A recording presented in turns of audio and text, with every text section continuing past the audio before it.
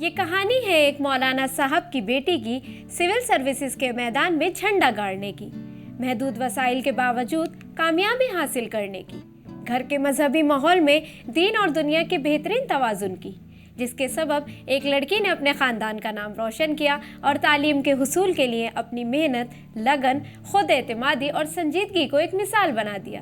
جی ہاں، ہم بات کر رہے ہیں عبیر اسد کی، جنہوں نے union public service commission UPSC کے امتحان میں پہلی ہی کوشش میں کامیابی حاصل کر کے سچ ثابت کر دیا ہے۔ آداب، میں ہوں آپ کے ساتھ آمنہ فاروق اور آپ دیکھ رہے ہیں آواز دی وائس۔ عبیر اسد کا نام 2023 میں منعقدہ سول سروسز امتحانات میں شامل ہونے والے امیدواروں کی ضمنی فہرست میں شامل ہے، جسے حال ہی میں UPSC نے جاری کیا۔ عبیر اسد نے پہلی ہی کوشش میں یہ کامیابی بغیر کسی رہنمائی، بغیر کسی کوچنگ اور کسی IAS اکیڈمی میں داخلہ لیے بغیر حاصل کی ہے۔ ان کی اس کامیابی میں ان کی ذاتی محنت، لگن، کچھ کرنے کا جذبہ اور صرف منزل پر نظر کا عمل دخل رہا ہے۔ اسکولنگ سے لے کر گریجویشن تک کی تعلیم تک انہوں نے اعلیٰ اور امتیازی نمبر سے پاس کیا۔ 10ویں میں 92، 12ویں میں 97 اور گریجویشن میں بھی امتیازی نمبروں سے پاس کیا۔ انہوں نے دلی کے مشہور ہنس راج کالج سے اکنامکس میں گریجویشن کیا۔ آپ کو بتا دیں، عبیر اسد نے سول سروسز میں اپنی پہلی پسند انڈین ایڈمنسٹریٹو سروسز IAS اور دوسری پسند انڈین ریونیو سروس IRS اور تیسری پسند انڈین ریلوے مینجمنٹ سروسز رکھی ہے۔ یہ گروپ A سول سروس ہے۔ کس سروس میں ان کی ٹریننگ ہوگی یہ ابھی پتہ نہیں چلا ہے۔ ابھی حال ہی میں 120 امیدواروں کی لسٹ جاری ہوئی ہے، جس میں عبیر اسد کا 35واں نمبر ہے۔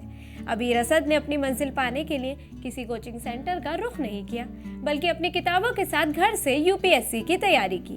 یہ کامیابی ان کی صرف 1 سال کی محنت ہے۔ انہوں نے بتایا کہ وہ عام دنوں میں 8 سے 9 گھنٹے تک پڑھتی تھی اور امتحان کے دنوں کے دورانیہ بڑھ جاتا تھا۔ اس کامیابی کے پیچھے جہاں والدین کی حوصلہ افزائی محنت، پڑھائی کے سلسلے میں ان کی سنجیدگی اور ہر موڑ پر ان کی ترغیب ہے۔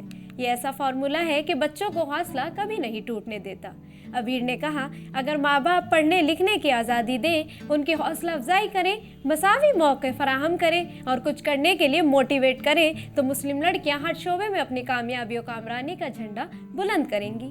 انہوں نے مسلم لڑکیوں سے اپیل کی کہ اپنے آپ پر پہلے اعتماد کریں، یقین کریں، سنجیدگی سے پڑھیں اور پڑھائی پر محنت کریں، تو کامیابی ان کا قدم چومے گی اور ہر طرح کی رکاوٹ دور ہو جائے گی۔